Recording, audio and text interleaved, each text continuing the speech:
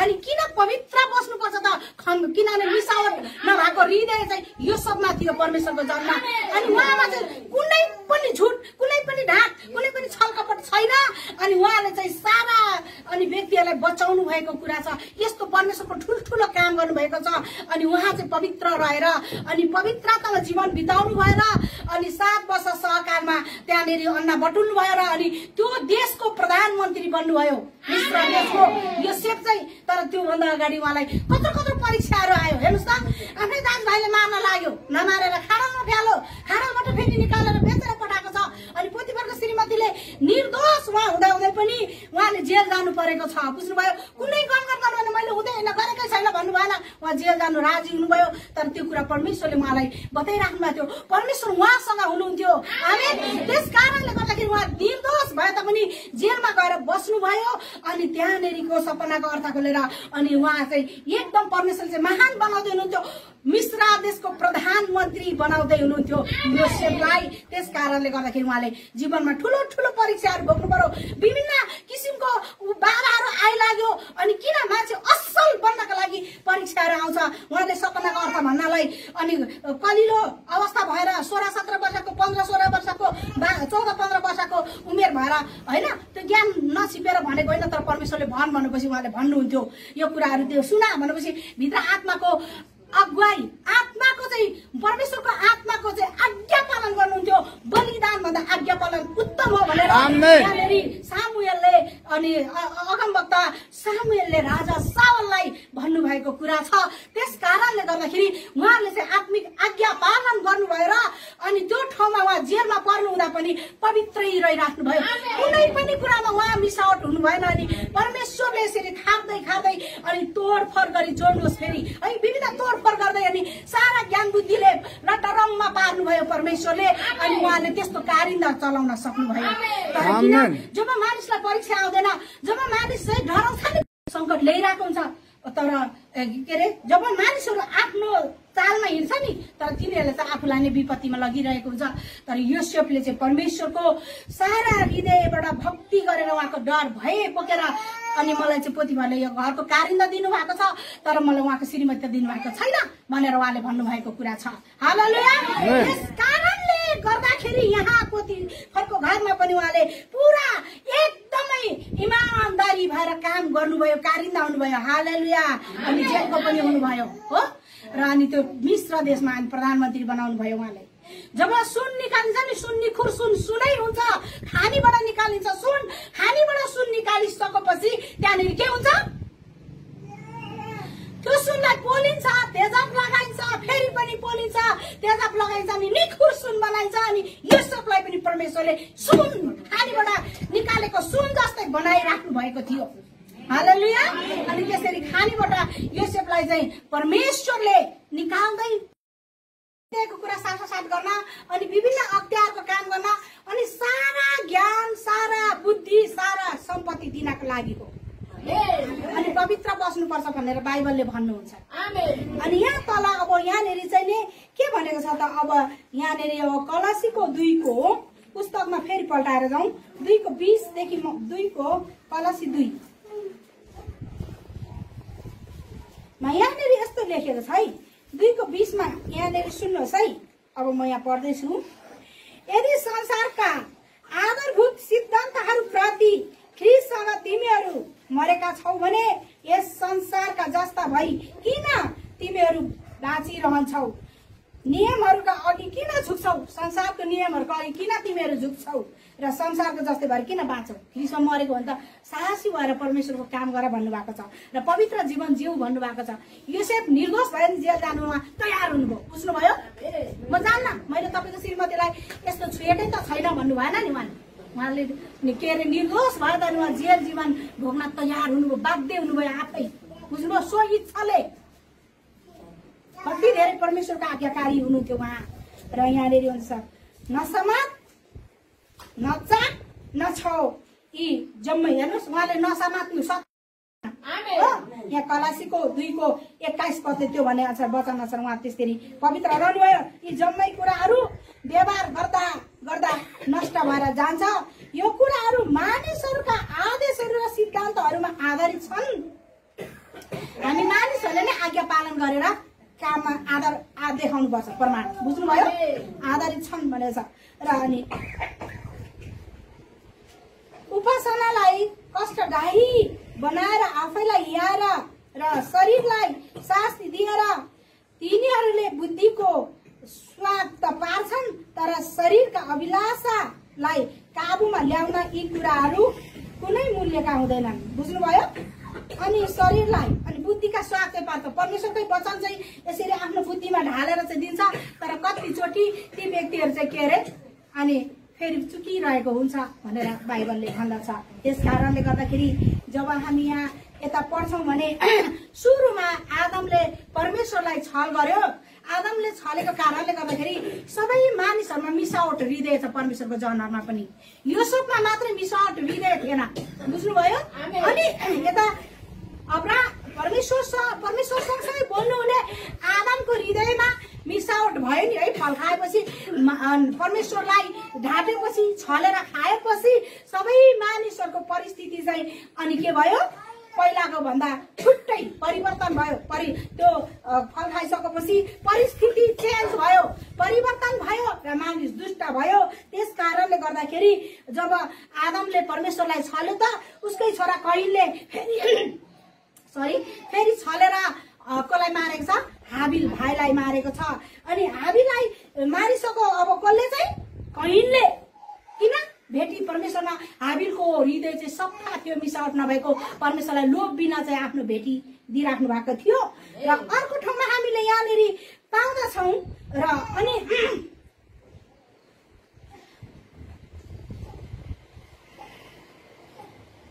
अनि अब्राहमले झुट गरेको छ। मिस्र देशमा जाँदा फारोको अगाडि आफ्नो तिमी साह्रै सुन्दरी छौ, मलाई थाहा छ, तिम्रो सुन्दरताको कारणले गर्दाखेरि तिमी मेरो पत्नी भनेर थाहा पायो भने मलाई मार्छ र तिमीले चाहिँ मलाई कसैले सोधिहाल्यो भने होइन, मिस्र देशको मान्छेले सोधिहाल्दा के भन? बहिनी भन भनेर छलेको कारणले गर्दाखेरि त्यहाँनिर चाहिँ नै अनि फेरि अब्राहमले छलेको छ नि त राजालाई होइन। संसारमा अब्राहम परमेश्वरकै जन हुनुहुन्थ्यो र विश्वासको पुर्खा अब्राहम पनि हो। तर हामीसँग नि अब्राहमको जस्तो छल्ने मिसावट हृदय छ परमेश्वरको जन भए तापनि। प्योर मिसावट नभएको र मिसावट भएको मैले आज तपाईँहरूलाई दिँदैछु। र अनि पछि अनि अब्राहमले फारोलाई छलेको कारणले गर्दा अब्राहमको छोरा इसहाक पनि कोसँग छल्यो? आफ्नो छोरा याकुबसँग छल्यो। अनि याकुब कोबाट छलिएको छ त? याकुब चाहिँ अनि योसेफलाई उता बेचेर आफ्नै छोराहरूसँग छलिएको कुरा छ। बुझ्नुभयो नि? अनि यो छललाई चाहिँ योसेफले चाहिँ अनि यो छलहरूलाई चाहिँ योसेफले परमप्रभुको भयमा रहेर अनि सत्य काम पूरा गर्नुभएको छ। आज्ञा पालन गरेर सत्यतामा पवित्र जीवन जिएर अनि कलासी 3:2-3ले भने जस्तै एकजनाले पढिदिनु भए पनि हुन्थ्यो। कलासी 2:3ले यसो भन्दछ, उहाँमा नै ज्ञान र बुद्धिका सारा सम्पत्ति लुकेका छन् है। उहाँमा नै परमेश्वरमा नै ज्ञान बुद्धि र सारा सम्पत्ति लुकेको छ। अनि त्यो सारा सम्पत्ति लुकेको चाहिँ प्रकट गरिदिनु भएको छ मानिसहरूलाई। तर खमिरा नहालेको, मिसावट नभएको, झुट नभएको, नछलेको चाहिँ योसेफको छ हृदय। अनि उहाँ निर्दोष भए तापनि जेल जान तयार हुनु भएर उहाँ जेल जानुभएको छ।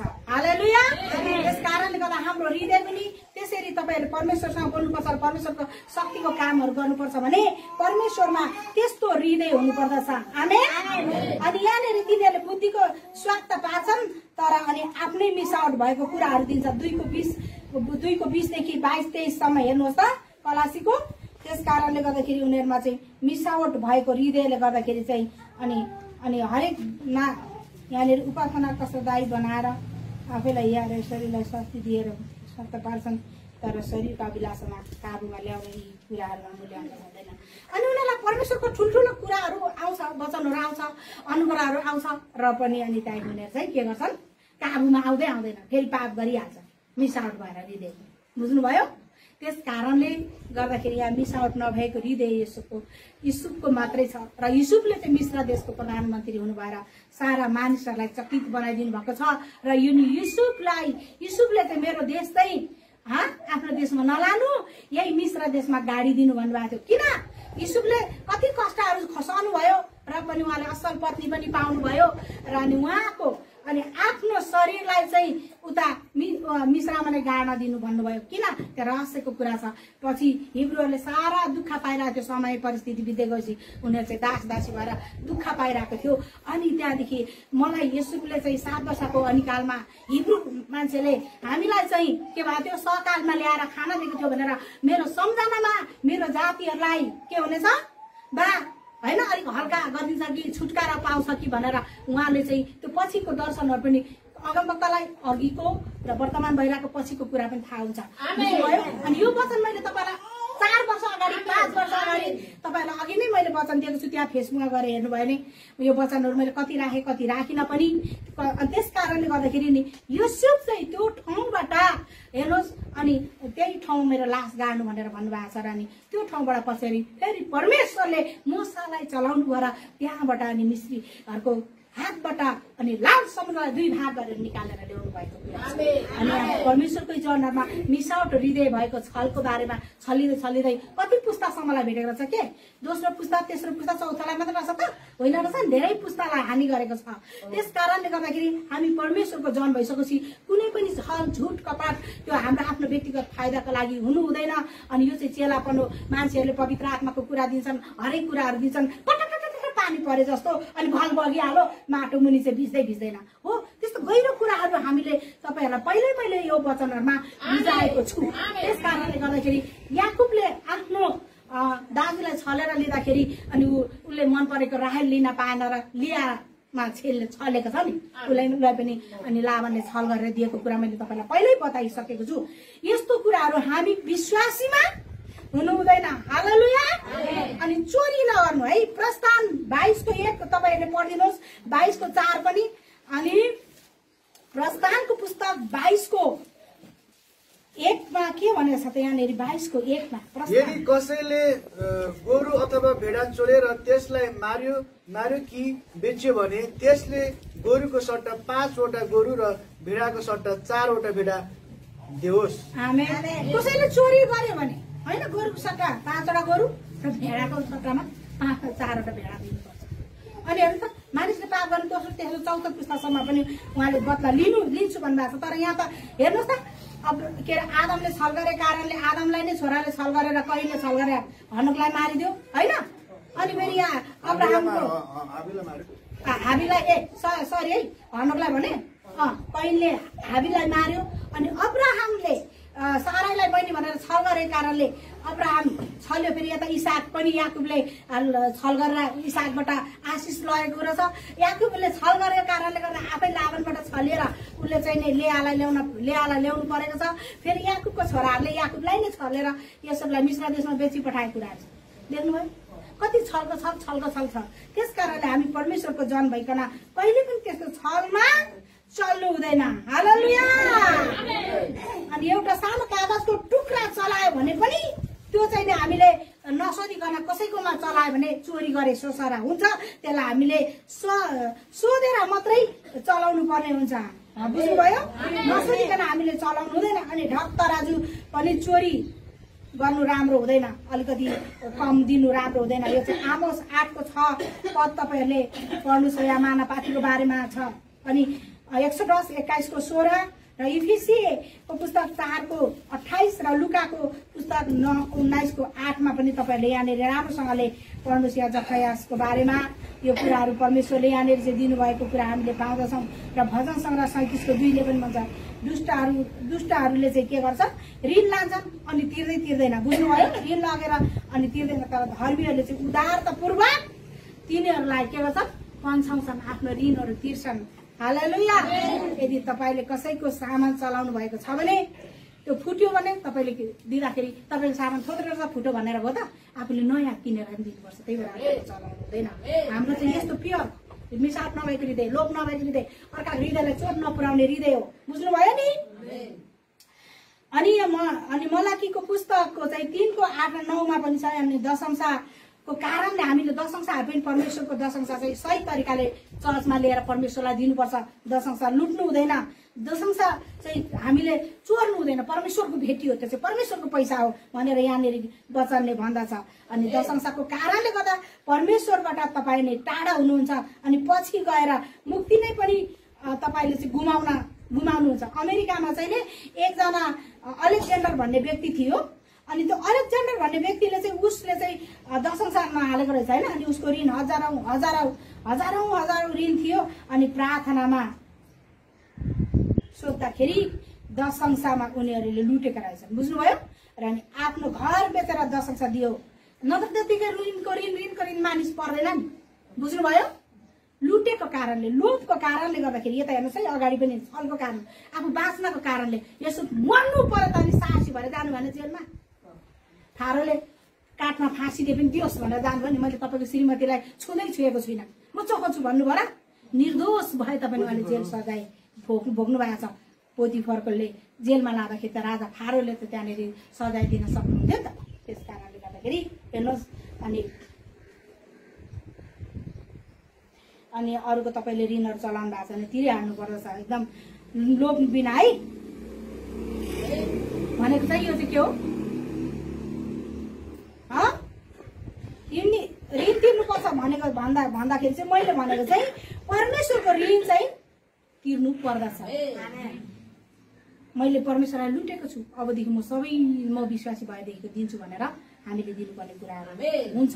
त्यस कारणले गर्दाखेरि यसरी हामीले पुस्तासम्म दुःख चाहिँ के कारणले अगुवाहरूले पनि परमेश्वरको जनहरूले नै भोगेका रहेछ त, छलको कारणले गर्दाखेरि हैन। अब्राहमले बाँच्नुको लागि आफ्नो श्रीमती साराईलाई चाहिँ बहिनी भनेको छ हैन। त्यस कारणले छल्दै आएको कुरा छ। तर यसो चाहिँ आफू मर्नु परे तापनि उहाँ छलद्वारा डराउनु भयो, बुझ्नुभयो।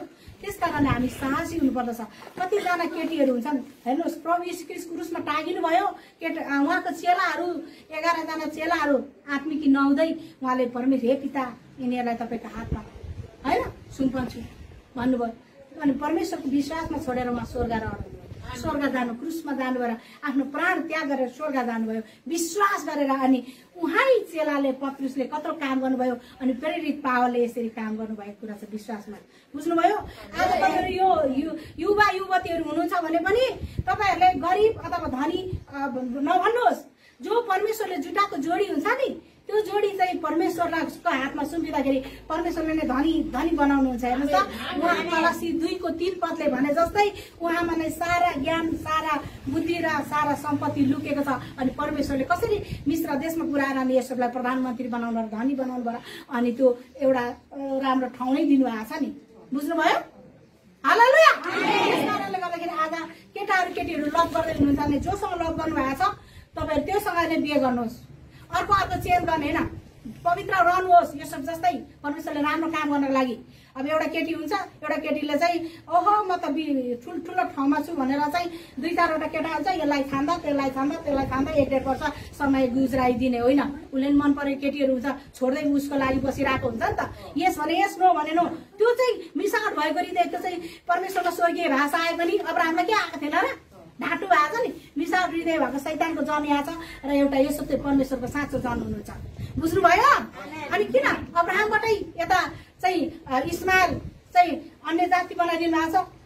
इसाकलाई चाहिँ परमेश्वरको अख्तियार चलाउने व्यक्ति बनाउँदै लानु भएको छ नि। अनि आफ्नो जातिलाई लामो समयसम्म पर्खिरहनु भएको छ परमेश्वरले, हो पश्चाताप गरेर आओस्। 1000 वर्ष एक दिन जस्तो, अनि एक दिन चाहिँ 1000 वर्ष जस्तो गरेर परमेश्वरले धैर्यता भएर पर्खिराख्नु भएको छ। र हाम्रो हृदय चाहिँ त्यस्तो हुनुपर्दछ। यदि केटाहरू हुनुहुन्छ भने 4-5 जना विश्वासी केटीहरूलाई छान्दैन, जसलाई प्रेम गर्नुहुन्छ त्यसलाई बिहे गर्नुपर्छ। परमेश्वरले तपाईँलाई त्यहाँ फल्ने फुलाउने गर्नुहुन्छ। अर्थात् जो इमान्दारतामा यसै मर्नु पर्यो त जेल जानुभयो नि, निर्दोष भए तापनि साहसी भएर राजा फारोले मलाई बलात्कार गरेर फाँसी दिए पनि दियोस् भनेर जानुभयो क्या। तर त्यहाँ जेलको पनि कारिन्दा उहाँ अगुवा हुनु भएको छ। त्यस कारणले गर्दाखेरि त्यो जसले आज्ञा पालन गर्छ त्यसलाई पुस्तकमा परमेश्वरले यस पृथ्वीमा पनि स्वर्गमा पनि आशिष दिइरहनुहुन्छ। तर जसले छान्छ नि त्यो चाहिँ शैतानको व्यक्ति हो। तर त्यसमा पर्नु हुँदैन, हामी अलिक चलाक बन्नुपर्दछ। त्यस्तो चलाक चाहिँ त्यो संसारको राजनीति गरेर मैले चलाउँथेँ कि, त्यस्तो चलाक चाहिँ माथि बसेर उलाई गर्ने त्यसलाई चलाक भन्ने त्यो चाहिँ शैतानको मान्छे भनिन्छ, बुझ्नुभयो। अनि ढुकुर जस्तो सुधो भएर मात्रै हिँड्ने होइन, हामी सर्प जस्तो चलाक पनि हुनुपर्ने रहेछ। कुनै आत्माबाट यो बोल्दैछ, भावनामा बहकिनु हुँदैन। त्यो कुराहरू हामीले बुझ्नुपर्ने रहेछ। र त्यो कुराहरू कसरी पहिला एक्सेप्ट पनि नगर्नुपर्ने छ। मैले सारा कुराबाट एक्सेप्ट त्यो चाहिँ आफूले लिएको कारणले गर्दा म अलिकति परीक्षामा चाहिँ अहिले आउनु खोज्दै थिएँ, तर त्यसबाट परमेश्वरले अझै माथिल्लो स्थानमा उचालेर आशिष दिनुहुन्छ। परमेश्वरले बेनीलाई जस्तै ठुला वक्ताहरूलाई जस्तै योसेफलाई जस्तै पवित्र आत्मामा चलाउनुहुन्छ। आमेन। अनि मिसावट भएको खमिरा भएको हृदय चाहिँ हामीसँग हुनु हुँदैन, पवित्र हुनुपर्दछ। परमेश्वरलाई धन्यवाद होस्। अब हामी सिधै प्रभु भोजमा जानेछौँ। कति बजे अहिले?